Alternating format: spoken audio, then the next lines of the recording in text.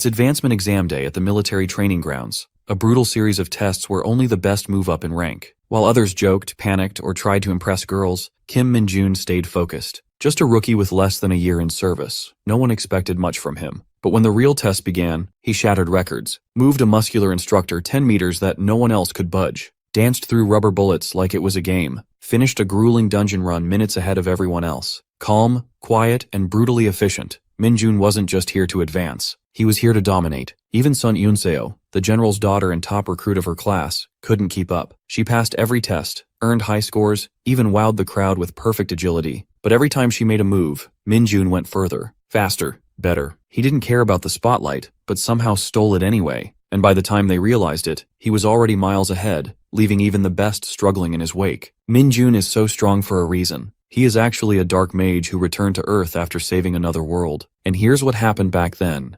Min-jun spent years purging the land of Isgard from evil, and he finally brought the well-deserved peace to this world. But he doesn't get any credit for the favor he did. After all, he's a cursed mage, one who dabbles in the powers of darkness. With the mission complete, he finally meets the goddess who is responsible for summoning him in this world. He kept his end of the bargain by eradicating the menace. Now it's the goddess's turn to return the favor and give him the ticket back to his planet, Earth. The goddess insists he stay a little longer, but Min-jun's done doing her dirty work. It's finally time to embrace the Korean fried chicken he's been missing so much. Since the goddess knows next to nothing about crispy fried chicken, or something called the internet, she can't offer him any of that, so she eventually decides to send him back. With the teleportation circle activated, she removes the saint's protection that always stopped Min-jun from using his powers on her. Once that's gone, the final step is stripping Min-jun of his dark powers before sending him back. But Min-jun was already prepared to see this day, and he did exactly what he had to. He betrayed the goddess to keep his dark powers all to himself. Before vanishing into the multi-dimensional portal he created with his own dark magic, he flipped her the middle finger. And with that, he disappeared, leaving the helpless, angry blondie gritting her teeth behind. Then, Min-jun reappears in his room and immediately checks his phone. He'd missed the feeling of holding it after emerging from what he considered the hellhole of Dungeon Power Fighter, so he's thrilled to be back. But he quickly notices something odd, that there is no network, no internet. Meanwhile, an army unit gears up for a raid. The crew questions Corporal Choi In-ho about why regular soldiers were being dispatched on such a mission. In-ho, just as clueless, told them to ask the administrative officers, reminding them that a corporal isn't aware of all the top-secret intel. In-ho signals, and the soldiers move in sync to attack. It's been 2 years since Min-jun was summoned, a memory that still clearly irritates him. His phone, thanks to autosync, still works, but he has no one to contact. As he walks outside, the lack of Wi-Fi and open stores in the neighborhood strikes him as odd. Suddenly, the army unit spots a man casually walking, catching them off guard, especially since Min-jun is busy complaining about Isgard being a trashy place. The soldiers, certain this is a restricted area, wonder why the guards aren't doing their job. They call out to Min-jun, who's initially surprised but then assumes they must be trainees. He assures them he's just passing through, but then the soldiers scream, seeing a horrifying creature leaping at him. Min-jun casually turns his head, only to see a creepy wolf lunging his way. Min-jun isn't even the least bit concerned when the soldiers yell at him to dodge. That horrifying beast is charging straight at him, ready to tear him apart. He's seriously pissed, wondering why this stupid mutt, who can't even take a single punch, is showing up now. But just as he tries to tap into his power, that devil-may-care attitude vanishes fast. He can't summon his demonic energy, not even a flicker. Then he goes for the only option left and stops the wolf with his bare hands, slamming it into the ground with brute force like he doesn't give a damn. The soldiers' jaws hit the floor in shock when they see the impact of Min-jun's smack leave a dent in the ground. Their faces go pale at the sight of such raw strength. Min-jun stares the wolf dead in the eyes and says he's no loser, even without his dark powers. Even if he's grown weaker, there's no way he's letting some measly scum of a monster get the best of him. He suddenly recalls that warrior putting him through a deadly workout routine, lifting boulders like his life depended on it. The memory makes him weirdly nostalgic for Isgard's brutal training. Still, he doesn't get why a monster like this is even in this world. Just as he's about to question the soldiers, he notices they're already scared out of their wits. Later in the jeep, the soldiers have no idea why this weirdo went so hard on the wolf, slamming it like it owed him money. One of them even says that what he did could land him in prison,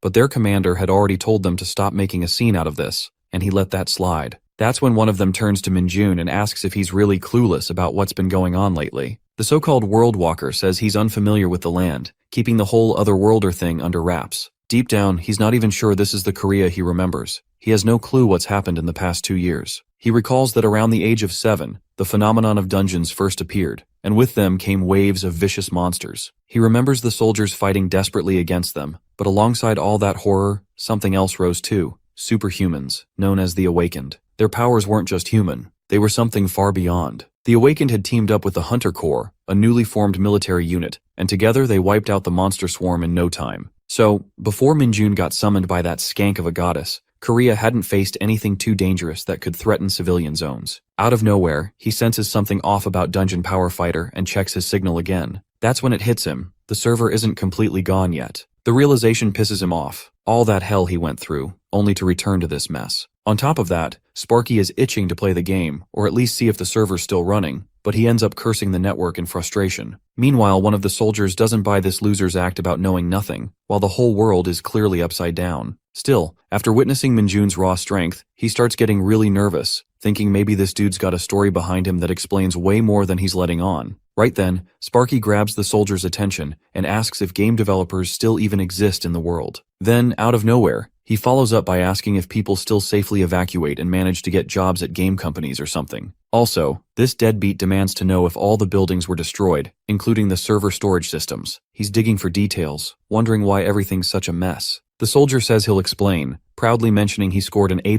in Monster Theory and Dungeonology at university. Minjun's stunned that a university even teaches stuff like that now, but the soldier confirms it's pretty rare to find decent teachers on the topic. He starts explaining that the real problem started about 2 years ago with the weird dungeon phenomenon. One day, dungeons just started popping up more frequently for no clear reason and began expanding. The worst part is that the sheer number of giant monsters started rising non-stop, forcing their way into the human world. Eventually, the military couldn't keep the situation under control, and some civilian zones had to be locked down. Since then, the army's been throwing everything they've got at the problem with all sorts of methods, but they're seriously short on people. Throughout the entire story, Minjun couldn't care less. He's only bothered by one thing. The soldier still hasn't answered whether game companies are up and running or not. This dude just wants to play Dungeon Power Fighter really badly. When asked his age, Minjun casually says he's 21. That instantly reminds the soldier that Minjun should be enlisting soon, warning him that half of his 20s are about to vanish into thin air. That shocks Sparky, who blurts out that the Hunter Corps serve 5 years and the regular troops do 3. The soldier corrects this boy, saying that under the current mess, all troops serve for 5 years, no exceptions. If Minjun is really 21, he's pretty sure the guy should have already received his enlistment letter by now. This manaless loser is losing his mind just thinking he'd get to chill and play Dungeon Power Fighter for a bit. But life clearly had other plans and threw him straight into the mud. It's honestly hard for the guy to even process this mess. And now the thought of giving up 5 years of his life, when he hasn't even managed to connect to the server yet, is practically boiling his brain.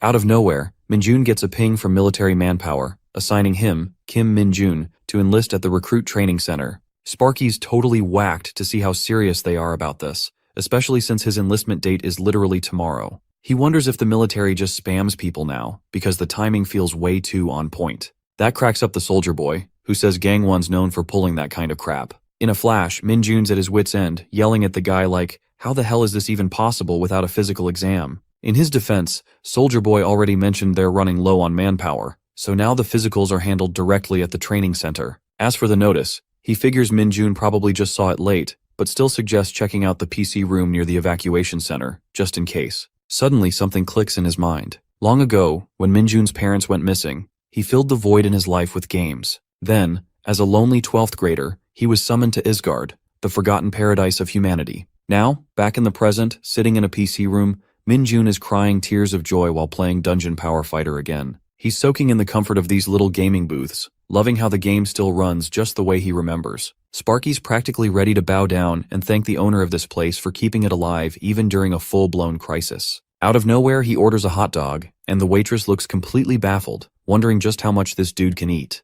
After enjoying the game to his heart's content, Minjun slips back into reality, now wondering if all of this is even real. He pulls up the internet to check news articles and tries to get a grip on the situation. That's when he reads that this year's monster-related damages are 48% higher than last year. On top of that, the Hunter Corps is reportedly prioritizing citizen safety as the number of attacks keeps climbing, with the government scrambling to find solutions. Minjun starts believing every word that the soldier guy said, including the part about being enlisted by the Military Manpower Administration. Now, the message had clearly mentioned that his enlistment was set for tomorrow. Minjun can't help but think that if he still had his powers from Isgard, He could have cleared all the dungeons by himself without breaking a sweat. But for some reason, his body is completely depleted of demonic energy. It feels drained of his main source of dark magic. Still, with the raw strength he's got left, he figures he might be able to take down those dungeons on his own anyway. His intense aura creeps through the room, throwing everyone off guard as they stare at this crackhead. With a wicked laugh, Min-jun decides to take it all into his own hands.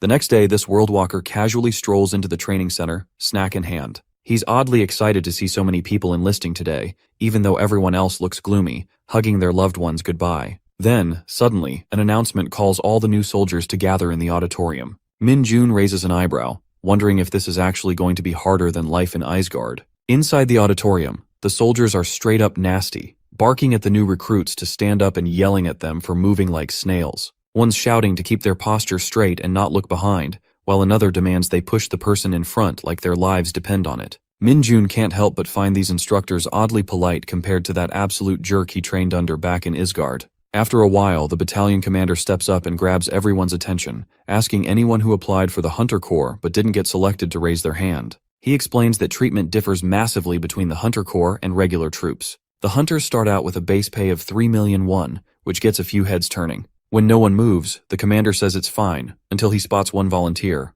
Min-jun is called to step forward, and he decides this is his moment to shine. Without hesitation, he leaps into the air, punching a dent into the ground from the sheer force of his takeoff. He lands right next to the commander, smooth as ever, leaving everyone stunned with their jaws practically on the floor. That's when he introduces himself with confidence, saying, "Kim Min-jun, applying for the Hunter Corps." Back in Isgard, deep within the Forgotten Canyon of the northern region, the mountains are littered with caves, each darker and more twisted than the last. It's there that Min-jun fully accepts the brutal reality that being a dark mage is a job with no end to its torment. There's no character worse off than this. Sure, dark mages come packed with insane skills, but once they run out of their fuel, they're done for. All that's left is a body barely holding it together, stuck in a role that grinds you down until there's nothing left. It's not like mana just naturally restores over time like it does for regular mages. For dark mages, the only way to recover it is by taking down monsters using demonic energy. But even then, replenishing dark energy while actively using it is a total grind is super inefficient and barely worth it.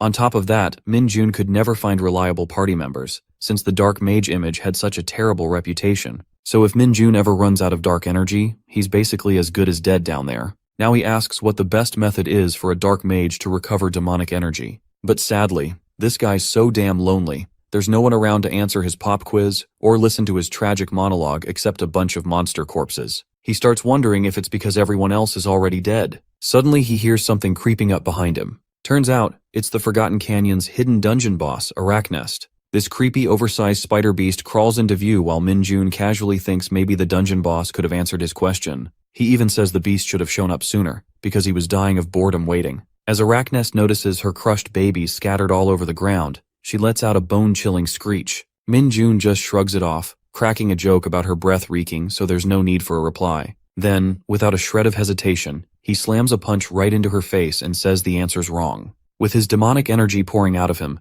Min-jun says the answer's real simple. That is just to beat the monster with a maxed out strength. That day, Meanold, who's actually Kim Min-jun, stood at the peak of dark magic in Isgard, and that was 645 days before he returned to Earth. Back in the present, the commander confirms his name, Kim Min-jun, and tells him to wait there until the Hunter Corps unit arrives. Min-jun's just vibing, low-key thrilled to see a whole commander casually making him coffee. Then the commander asks if there's any special reason he wants to join the Hunter Corps. He's clearly weirded out by this kid, especially since so many Hunter Corps members are bailing and returning to the regular army, even with their powers, now that things are getting worse out there. With a hint of a smirk, Min-jun simply says he's got some business in the dungeons, leaving the commander completely speechless. A second later, the commander bursts out laughing, thinking Min-jun's dungeon comment was just a joke. He even reassures him that he won't be charged for smashing the auditorium floor. Little did he know, this world walker wasn't joking at all. In Korea, all dungeons are managed by the military, and the Hunter Corps, a highly skilled elite unit, is given top priority to investigate those dungeons and handle monster subjugation. Members of this unit can rank up based on ability, meaning there's no limit to how fast someone can climb the ladder if they've got the power. By enlisting in the Hunter Corps, Min-jun gets his license to enter dungeons and wipe out the trash lurking inside using his demonic energy. From there, he starts daydreaming about racing through the ranks, recovering his lost powers along the way. The thought alone makes this scheming maniac chuckle, imagining himself hitting 10 stars within 5 years, clearing out every dungeon in sight. That'd buy just enough time for Dungeon Power Fighter to finally roll out its fourth awakening while he soaks up the glory and the big paycheck of a public hero. Just then, Sergeant Lee Sung-ho of the Hunter Corps reports to the commander. The commander greets him warmly and introduces Min-jun as the new recruit. Min-jun's straight up stunned to see a battalion commander speaking so formally to a sergeant. Sung-ho turns to Min-jun and bluntly asks if he really has special powers. If he's a born hunter, he should have access to a status window. So the sergeant insists that Sparky read out all his stats. Min-jun can't help but wonder if all the Hunter Corps members are this pushy, but whatever. He gives in and does what they ask. Come to think of it, he remembers having a status window back in Isgard too, but he barely used the thing that only showed number values and stats. Now the lad's actually curious to see how the status window works in this world, but the second it appears, he's completely thrown off. Sung-ho immediately presses him, asking what he's seeing, but Min-jun just gives him a nervous smile. With an awkward chuckle, he says the window's showing an error. Sung-ho's expression goes stiff, as if his brain just hit a glitch trying to process what he heard. Somewhere in Gyeonggi-do, at the Hunter Corps Training Center, the commander starts with some small talk, saying he last saw her in Hwachun. It's been 10 years. He admits he never imagined running into Son Yoon-seo here, of all places. She quickly corrects him, saying she's not a hunter yet, just a new recruit who enlisted today. Still, she wants to know if she's only being called in because of her father's status, making it clear she has no interest in getting special treatment during training. The commander laughs it off, assuring her it has nothing to do with General Sun and that she won't be getting any kind of special pass either. He also reminds her that the Hunter Corps isn't some easy organization, something her father must have mentioned already. With such a renowned rookie enlisting, the commander figures he'd exchange a few words of encouragement before the girl gets super busy. He knows it couldn't have been easy for her to enlist as a regular soldier, instead of walking in as an executive, saying they're always short on people like her. So he thanks her both as a citizen and as a soldier of the nation. Meanwhile, Yoon-seo's clearly embarrassed but politely thanks the commander. Just then, a van rolls in, and the commander lets her know she might be meeting an interesting comrade on board. He asks if she'd like to go greet him together, which catches her completely off guard. Meanwhile, Min-jun is hyped to finally step into the Hunter Corps Training Center. The building's massive, and he's not even sure how much taxpayer money went into it, so the first thing he asks is whether there's a PC room. Sung-ho throws shade at this weirdo, telling him not to get too excited since he's not officially in the Hunter Corps yet. Just because he's a special case, Seung-ho's been given the job of testing him out. That arrogant tone ticks Sparky off, and he's ready to curse this jerk out.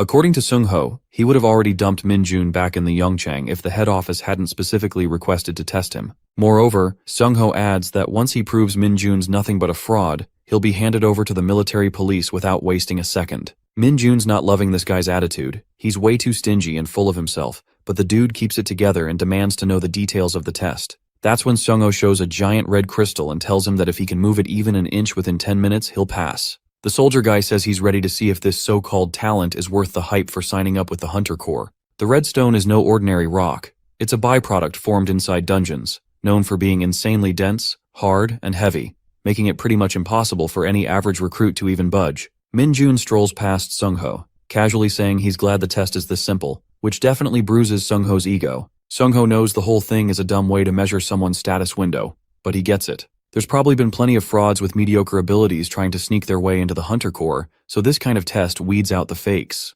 Meanwhile, Sung-ho had heard rumors about this guy jumping 5 meters straight onto the podium, but the whole status window error thing still doesn't add up. There are a few others watching Min-jun's test now, including Commander Choi and Yoon-seo. Choi figures this guy probably showed off some crazy physical abilities to the battalion commander at the training center just to get here this fast. He also tells Yoon-seo that Min-jun's status window came up with an error. The old man's never heard of anything like that before, but he's got high hopes for this new recruit. Min-jun stares at the red stone and instantly remembers it from his time in Isgard. That ridiculously heavy rock was scattered all over the dungeons there, but a chunk this size, he could move it without breaking a sweat. He hyped up, packs a punch, wondering if maybe this thing stores some demonic energy too. So, the brute winds up and smashes the entire stone into pieces in one shot. Too bad though, it turns out it's got nothing. Commander Choi and Yoon-seo are left with their jaws on the floor in pure shock. Even Sergeant Sung-ho looks like his eyes might pop out, calling Min-jun a straight-up crazy monster. Later, Nam In-hyuk is completely out of breath,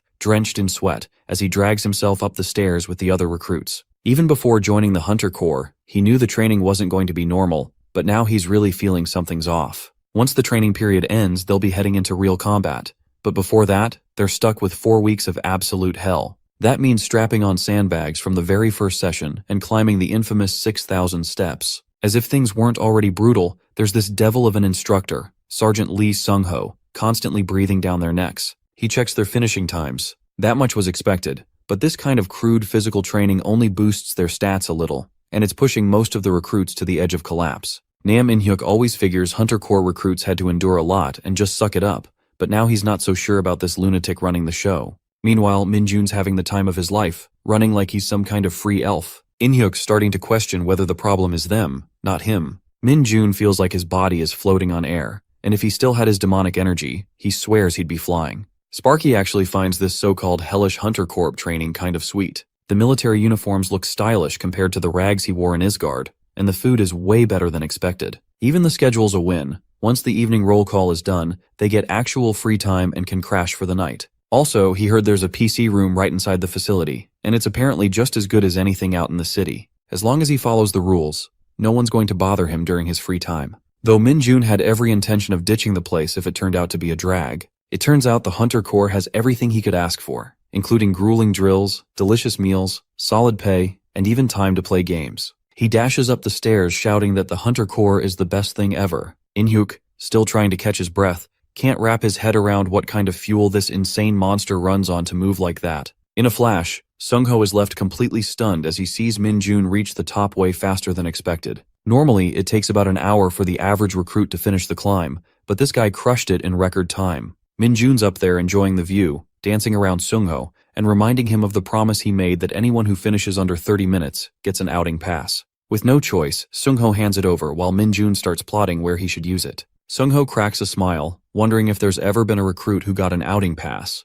Still, he knows that high stats or raw strength alone aren't enough, as the real test is how fast someone can react to monsters. That's what truly matters in the Hunter Corps, and for that reason, he swears he'll be keeping a close eye on Kim Min-jun. Meanwhile, the rest of the recruits are whining, grumbling about how impossible it is to keep up with this kind of training every day. Then suddenly, In-hyuk yells out that his stats went up by 1, and the others quickly rally around to congratulate him like it's the biggest win of the day. Now everyone's caught up checking their stats, and Min-jun is straight up shocked when he sees how hyped the recruits are over just 1 stat point going up. This dude can't help but remember his brutal Isgard training under that insane warrior who forced him to earn 10 stat points a day like it was nothing. Meanwhile, one of the guys asks if Min-jun's planning to use his outing pass, but Sparky's not so sure yet. The others look at him with envy, saying they heard from another instructor that no one has ever managed to earn an outing pass from Sergeant Sung-ho until now. Suddenly, everyone starts crowding around him, throwing out questions about his workout routine and how he got so strong.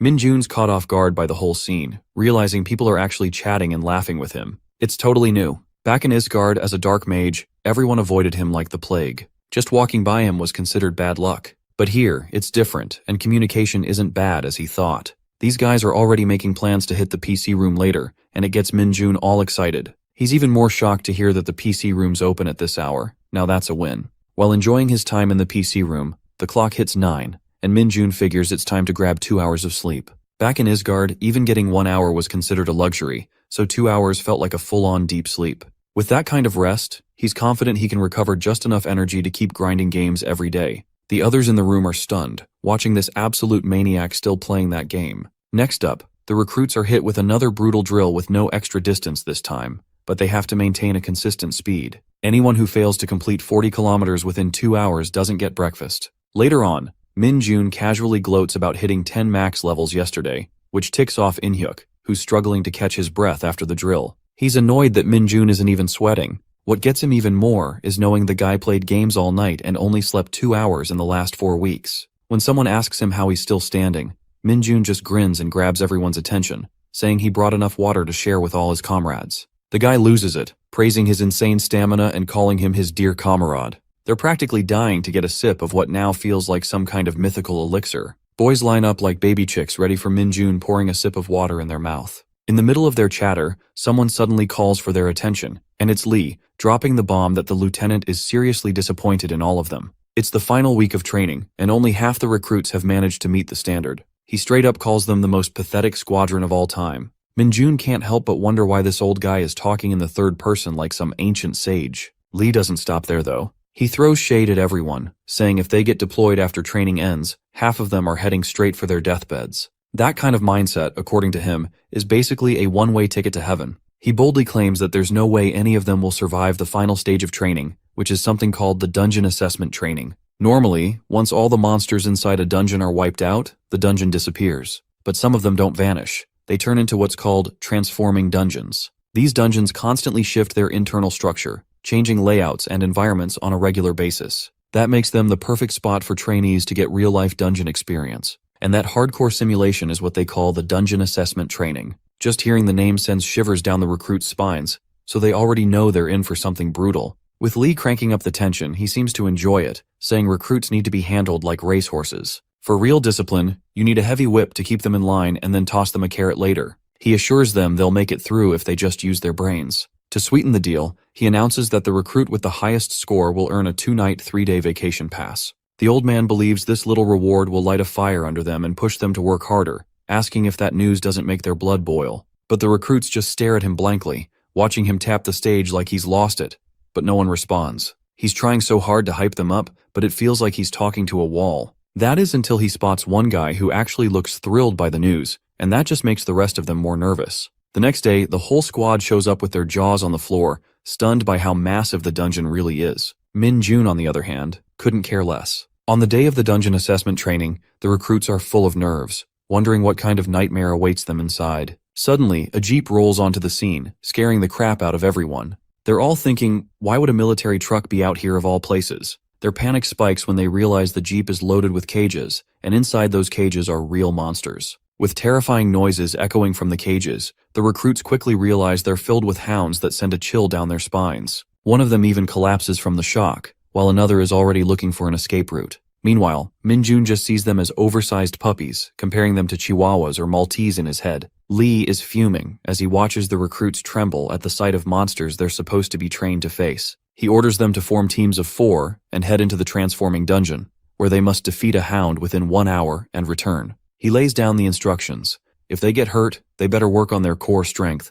If they're scared, they should use their brains and fight with their spirit. Sungho steps up to announce that they'll be going in one by one, so it's time to gear up and get moving. Next up is the Hunter Corps' exclusive safety suit, the Mid-2, designed to protect the physical body during battle. Once everyone slips into the gear, they start trembling like scared chickens, wondering if anything in the world could be tougher than this armor. Meanwhile, Min-jun is silently judging the suit, thinking it's insanely uncomfortable and clearly built for defense only. He can't believe something this stiff and clunky costs around 50 million. From the smell alone, he figures these suits have been used to hell and back, soaked in everyone's passion and sweat. That's when Sparky throws out a bold question, asking if they managed to take down the hounds, which means they can ditch these suits. At first, Lieutenant Lee looks thrown off by the idea, but when he sees it's Min-jun, the #1 ranking recruit, he gives in and grants permission. Still, Lee doesn't let him off that easily. He reminds Min-jun that he's not allowed to steal the spotlight. He's expected to show real teamwork, and now, everyone's going to be watching how the top-ranked recruit handles things when it comes to taking care of others.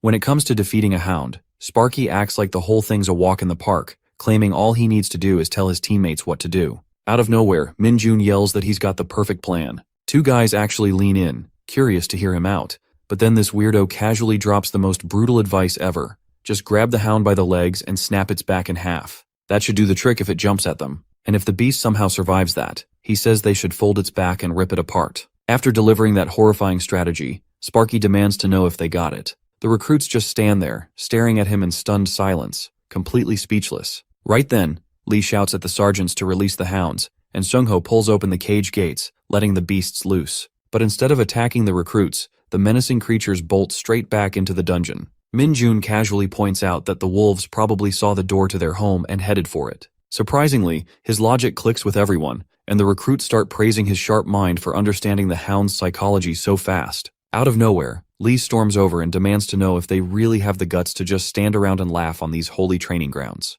That roar knocks the wind out of everyone. Lee then drops the bomb that they've been selected as the first team to enter. It doesn't matter to Min-jun, but the other 3 are mentally short-circuiting from the shock, completely stunned to be thrown in first. With no time to process it, they march toward the dungeon gate. Among them, Sparky's only real motivation is getting this annoying suit off the second he finishes the kill. With that, Lee announces the start of the training, alerting the instructor team to stand by and monitor everything closely. Their job is to control the situation if things spiral out of hand and the recruits end up in real danger. Hidden from view, the instructor team keeps a sharp eye on the trainees from their cover, One of them quietly reports to Corporal Kim Ho-jun that there's only a single team of 4 entering, with no other parties involved. That's when he spots a familiar face, none other than Kim Min-jun, the recruit marked for special attention. He's the one who's been showing some seriously promising powers lately, with top-tier scores from the past 4 weeks. But the real question is whether this kid can live up to those numbers inside the chaos of a dungeon. No doubt about it, the first team is fired up and itching to go, already showing signs of impatience as they get ready to pounce. Min-jun feels like this whole thing is a breeze, thinking he could easily knock the hounds out with a quick smack to the head. But then again, if he takes them all out, the others won't get any experience, and that wouldn't be fair. He figures he's being super considerate. Right then, he alerts the group that the hounds are on the way, and sure enough, a pack of them creeps into view. His teammates are already starting to panic, but Min-jun tells them to chill since they're wearing insanely tough protective suits. He decides to take the lead, maybe to set an example. As soon as a hound lunges at him, he lands a brutal punch that drops the beast instantly. Another hound goes straight for one of the other recruits, biting his arm as the poor guy begs for help. Without wasting a second, Min-jun kicks the hound off him, killing it too. Then, like a coach mid-game, he starts schooling them, telling the group they need to fight back when the hounds bite. If they act scared, the monsters will take advantage and treat them like easy prey. He also tells them to ditch the honorifics, since they're comrades now. Honestly, he knows 2 guys would have been dead if this weren't just a training exercise. But since they've got numbers, they need to use that to their advantage and push back hard. It'll throw the hounds off and shift the fight in their favor. Now the team is taking the lead, with Min-jun calling the shots, instructing them to corner the hound and wait for the right moment when it drops its guard. Meanwhile, the instructor team is watching all this unfold in disbelief, questioning if this guy is really just a recruit. They never expected to see fresh trainees launching themselves at hounds and choking out beasts like it's no big deal. Thanks to Min-jun, the squad is pushing through their fear and actually fighting back. Instructors even start wondering if this lunatic might be one of those rare cases, like a Hunter Corps sergeant who somehow returned to the day before his enlistment, the kind of story they usually hear in rumors. But what stands out more than his strength is how Min-jun leads the team. He's encouraging his squad, keeping them focused, and coordinating the fight with actual strategy. That leadership earns him the highest score of the group, while the rest settle for average marks. Corporal Kim Ho-jun shows up with his sidekick and officially declares the first team has passed the test. On the way out, Min-jun keeps pestering Ho-jun about whether he won the vacation pass, but Ho-jun shuts him up quickly. Min-jun jokes that they were probably worried sick about the team, calling the instructors a bunch of tsundere, which ticks Ho-jun off. Just then, something feels off. The ground starts rumbling. Ho-jun senses it too and immediately orders contact with the outside team. But Min-jun's not even fazed. He casually points out that this isn't an earthquake, it's the dungeon itself transforming. That's when the others realize the exit route is closing right in front of them. Now that the exit is closing in on itself, the recruits are scared out of their minds, shouting and asking what's happening. Even Ho-jun's face says it all, they're in serious trouble. But Min-jun already knows it's too late to leave now. The exit gate completely vanishes into thin air, leaving Ho-jun in total shock. They had made sure the transformation process only happened on a monthly cycle, so this sudden shift makes no sense. The entire internal structure of the dungeon is starting to change. To make things worse, the radio is dead, cutting off all communication. Looks like the dungeon transformed way too fast. For now, the instructor team has decided to focus on getting the recruits to safety. After finding a relatively danger-free corner,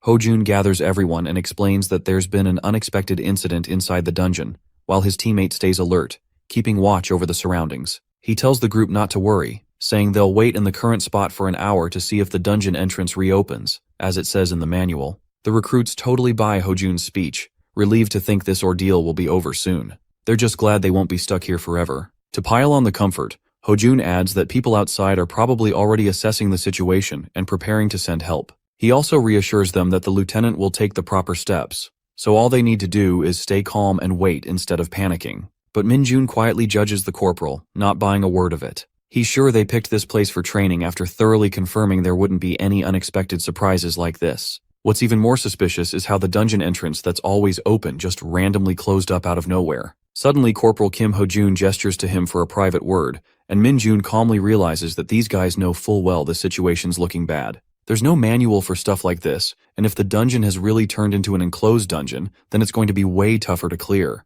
This manaless guy still remembers seeing something like this back in Isgard, but it's not that bad, especially with him being here now. Meanwhile, Ho-jun admits this is the worst-case scenario. They're definitely in an enclosed dungeon. His buddy has no clue and is freaking out, clearly not trained for this kind of mess. Then Ho-jun breaks down the 2 special cases when a dungeon entrance disappears.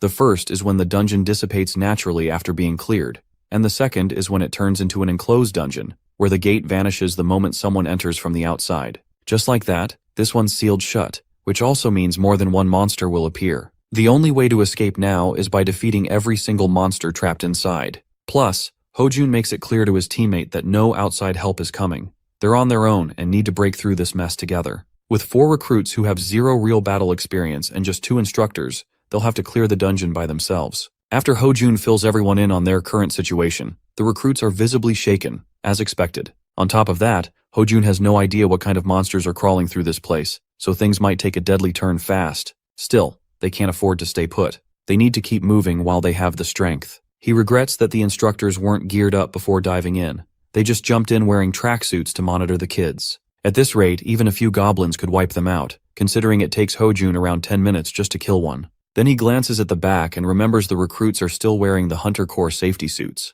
He figures they can use those suits' defensive capabilities as part of the most realistic strategy right now. Place the recruits up front to absorb the hits while the instructors strike from behind. It's a sound plan, but the thought of using these kids as meat shields makes Hojun sick to his stomach. They've endured so much brutal training and trusted the instructors to protect them, and now his pride and self-respect won't let him turn those same kids into bait. While Minjun casually acts like he doesn't care, his teammates are panicking like crazy, especially since this whole disaster hits right when they're in the final week of their training. Out of nowhere, the manaless weirdo senses that something's off, and the instructor asks him what's going on. That's when Hojun suddenly starts screaming like something's choking him from the inside. His partner rushes over, ignoring Minjun's warning not to go near him, saying there's nothing he can do right now. But the guy rolls in anyway to check on Hojun, only to feel the exact same thing happening to him, and he collapses to the ground. From that point, Minjun steps up and takes control, telling the rest of the team to stay back or they'll end up just like the instructors. As he checks on the two, he figures out they've only fainted and aren't in any serious danger, for now. Well, Sparky had a hunch he smelled something familiar earlier. Right then, Minjun tosses the instructors toward the recruits,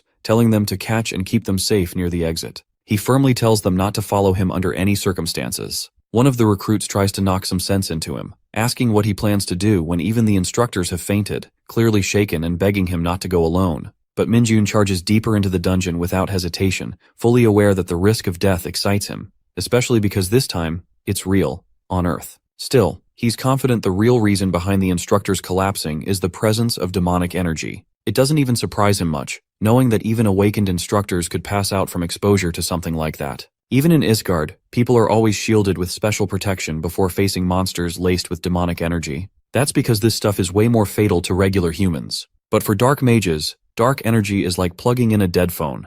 It's their life source. After sprinting through the dungeon for a while, Minjun finally reaches the spot where this overwhelming demonic energy is radiating from. The place is dead silent, and no monsters are in sight, but that only makes him grin. He looks up at the ceiling, knowing full well that something this nasty and soaked in darkness could never hide from a dark mage's senses. And there it is, he can feel it. He never thought he'd run into a beast like the Dark Hound here of all places. But make no mistake, this isn't just another version of the regular hounds. Despite the similar names, the Dark Hound is a completely different breed and leagues more dangerous. The first time Minjun came across one in Isgard was about a year after he got summoned. Back then, he barely made it out alive. Even the monster guides on Earth wouldn't dare go near this thing. It's that brutal. The Dark Hound lunges straight from the ceiling, but Minjun doesn't even flinch. He just stands there, almost relieved to see a familiar face. With a smirk, he thanks the beast for the meal, and the next second, he plants a mouth-shattering punch right into its face, launching the monster backward like a rag doll. The Dark Hound hits the ground hard, its face bleeding and teeth shattered, while Minjun's eyes glint with hunger for its demonic energy. Even with the satisfying blow,